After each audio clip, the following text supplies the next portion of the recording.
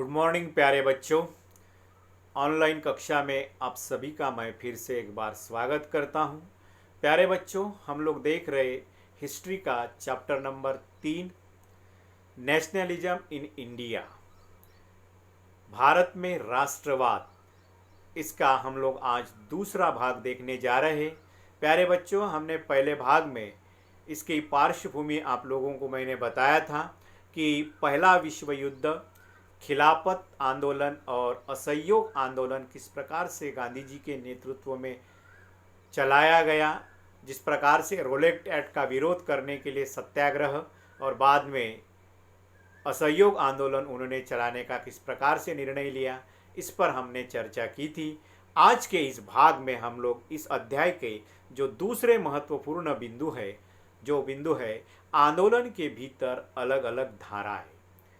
तो उन धाराओं में हम लोग देखेंगे शहरों में आंदोलन, ग्रामीण इलाकों में विद्रोह और बागानों में स्वराज के लिए लड़ा गया आंदोलन। प्यारे बच्चों, इसमें सिंपल थीम एक ही है कि ये जो असहयोग आंदोलन के या जो विद्रोह होते थे अलग अलग जगह पर, उनके मायने अलग थे, उनके अर्थ अलग अलग होते थे और इसी को हम लोग इस अध्याय में, इस भाग में हम लोग जानकारी हासिल करेंगे।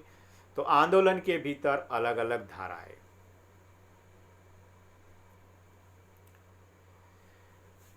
तो प्यारे बच्चों, अब लोग जानते हैं पहले भाग में हमने देखा था कि असहयोग खिलाफत आंदोलन जनवरी 1921 से शुरू हुआ था। आंदोलन में विभिन्न सामाजिक समुदायों ने भाग लिया, लेकिन हर एक की अपनी अपनी आकांक्षाएं थी, मतलब उनका जो लक्ष्य था वो अलग अलग था।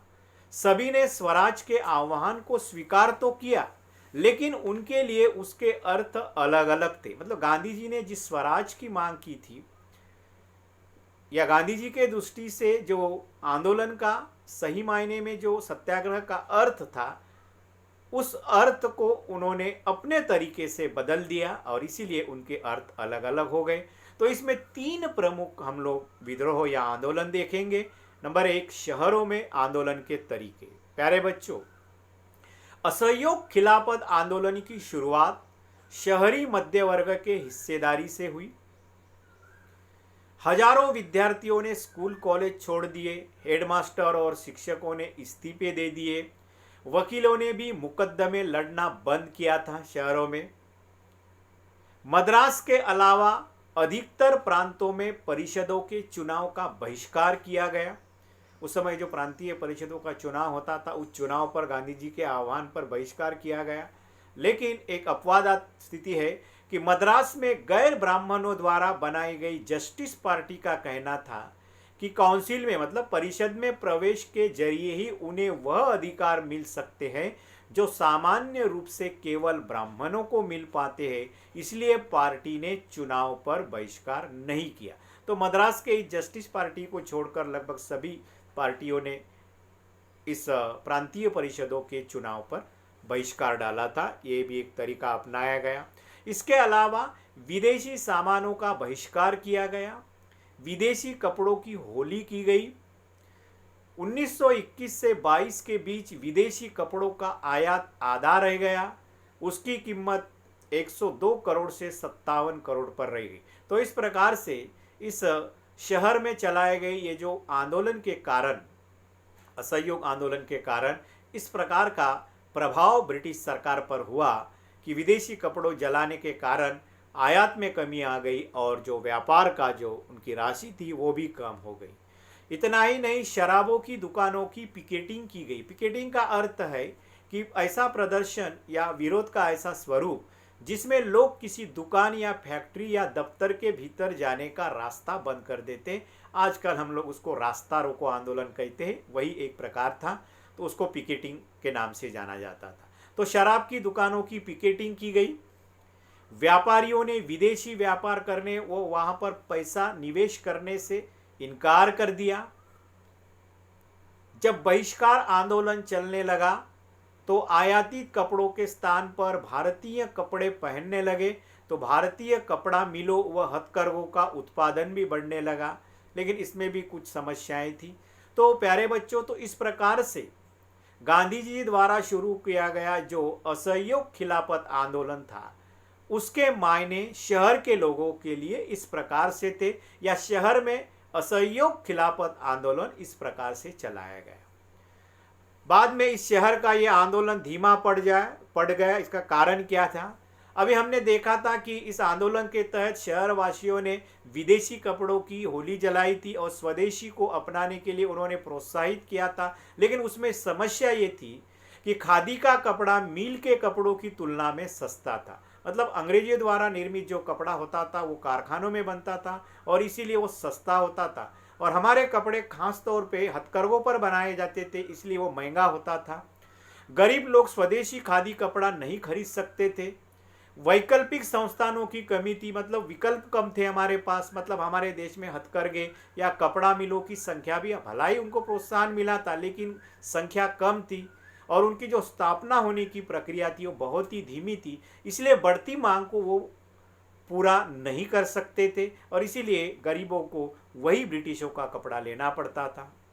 दूसरी तरफ जब यह आंदोलन कमजोर होने लगा तो विद्यार्थी और शिक्षक जो है सरकारी स्कूल में तथा वकील अदालत में जाने लगे, और इस प्रकार से शहरों में यह आंदोलन धीमा पड़ गया। अब हम देखेंगे ग्रामीण इलाकों में विद्रोह के तरीके कैसे थे। आंदोलन का ग्रामीण क्षेत्र में भी वैसे काफी अच्छा प्रभाव रहा।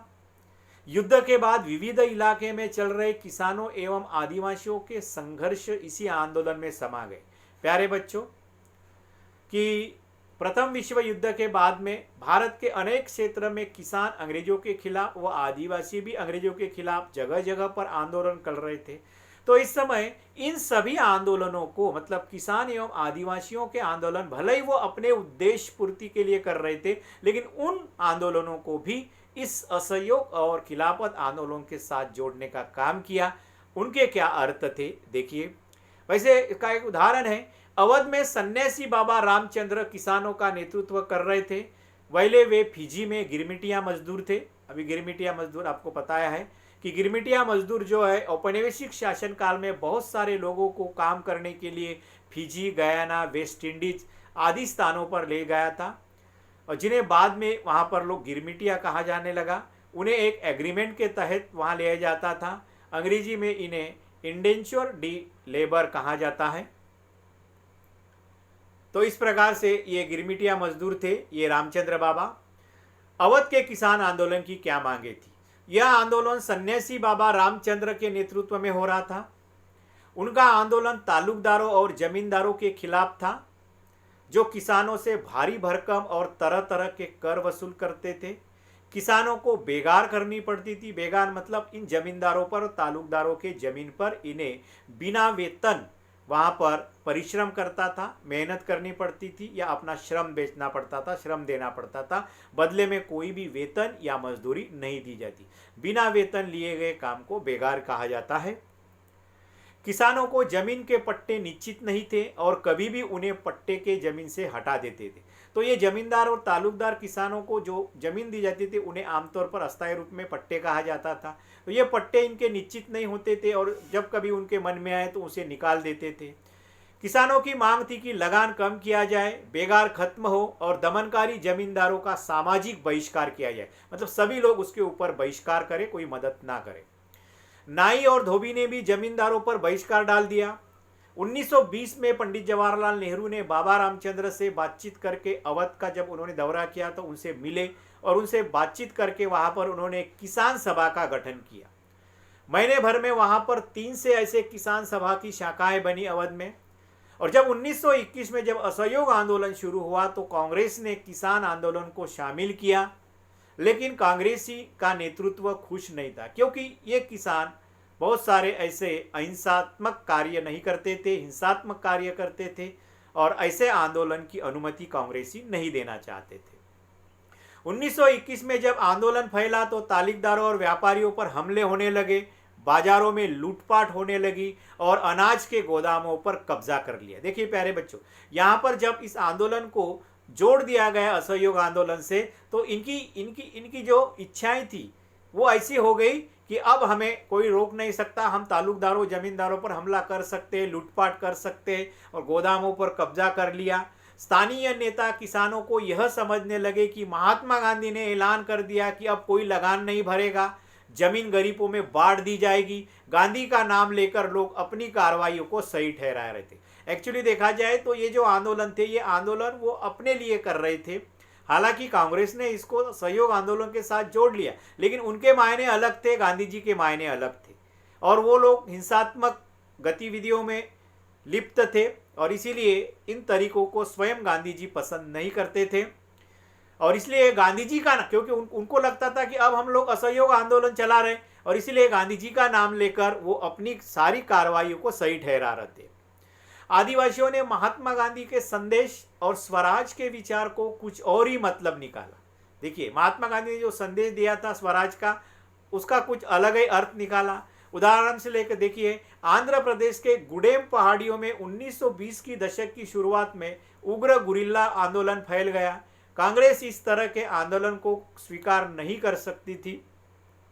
अंग्रेजों के वन कानून के कारण परेशान गुडेम के लोगों ने अल्लूरी सीताराम राजू के नेतृत्व में आंदोलन शुरू किया। अब लोग जानते हैं वन कानून, आदिवासियों को वनों के भीतर जाने आने या वहाँ के वस्तुएं इकट्ठा करने या वहाँ पर आवास खेती करने पर प्रतिबंध, शिकार पर प्रतिबंध, वस्तुएं कलेक्ट करने पर प्रतिबंध लगाए गए, यहाँ तक कि पशु चराई पर भी प्रतिबंध लगाए गए थे। तो इस प्रकार से राजू बड़े चमत्कारिक व्यक्ति थे, ऐसा उनका मानना था। वे महात्मा गांधी की महानता के गुण गाते थे। उनका कहना था कि वे असहयोग आंदोलन से प्रेरित है। एक तरफ वो महात्मा गांधी से प्रेरणा लिए हुए थे, उनको वो मानते थे, गुण गाते थे, और वो कहते थे कि मैं असहयोग आंदोलन से प्रेरणा ली है, लेकिन उनके तरीके जो है वो तरीके थोड़े अलग थे। उन्होंने लोगों को खादी पहनने और शराब छोड़ने के लिए भी प्रेरित किया। साथ ही उन्होंने दावा किया कि भारत अहिंसा के बल पर नहीं बल्कि केवल बल प्रयोग के जरिए आज़ाद होगा। मतलब यहाँ गांधी जी के स्वराज का जो अर्थ था वो पूरी तरह से इस राजू ने अपने दृष्टि से ले लिया, उनके लिए वो अलग अर्थ हो गया। विद्रोही ने पुलिस थाने पर हमले किए, ब्रिटिश अधिकारियों को मारने की कोशिश की, स्वराज प्राप्ति के लिए गुरिल्ला युद्ध चलाते थे। आप लोग जानते हैं गुरिल्ला युद्ध हमारे मराठा से ही ये लिया गया है। शिवाजी महाराज का एक प्रसिद्ध युद्ध नीति का एक भाग था, जिसमें छुपके या अचानक जो है शत्रुओं पर वार किया जाता है या आक्रमण किया जाता है। 1924 में राजू को बाद में पकड़ के फांसी दे दी गई, लेकिन राजू अपने लोगों में आज एक लोकनायक बन गए हैं। तीसरा आंदोलन हम लोग देखेंगे, स्वराज इन द प्लांटेशन, बागानों में स्वराज। महात्मा गांधी के विचारों और स्वराज का अर्थ के बारे में मजदूरों की अपनी अलग समझ थी। प्यारे बच्चों, अभी हमने देखा शहरों के लोग क्या समझते थे आंदोलन को, स्वराज को। दूसरी तरफ हमने देखा अभी आदिवासियों का और किसानों को हमने ग्रामीण क्षेत्र में, और तीसरा अब हम लोग देख रहे बागानों में। महात्मा गांधी के विचारों और स्वराज का अर्थ के बारे में मजदूरों की अलग अलग समझ थी। जैसे असम के बागानी मजदूर की देखिए, असम के बागानी मजदूर के लिए स्वराज का क्या मतलब था। देखिए, महात्मा गांधी के विचारों और स्वराज की अवधारणा के बारे में मजदूरों की अपनी समझ थी।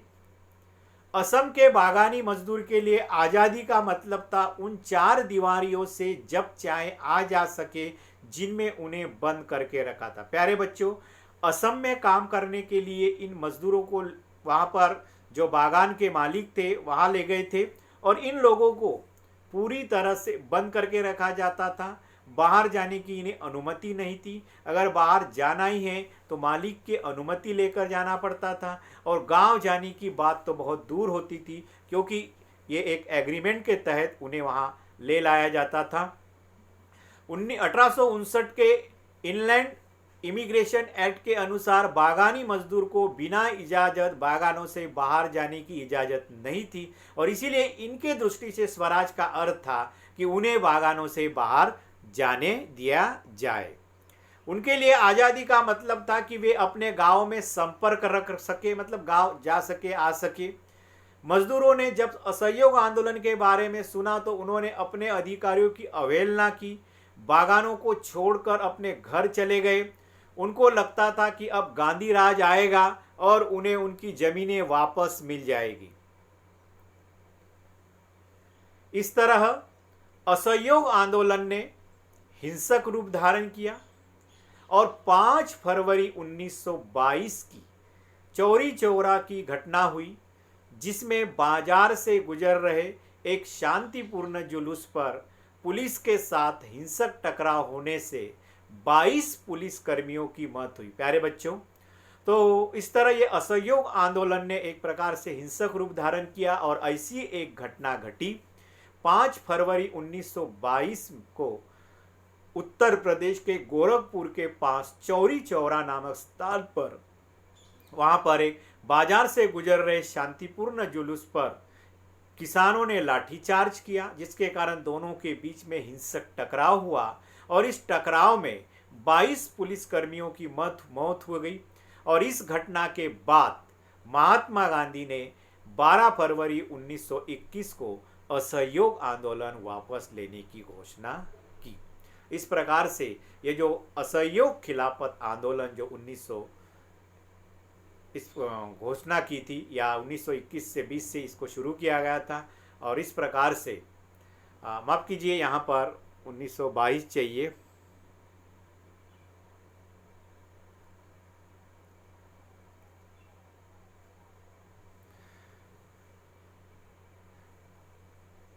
तो इस प्रकार से यहाँ पर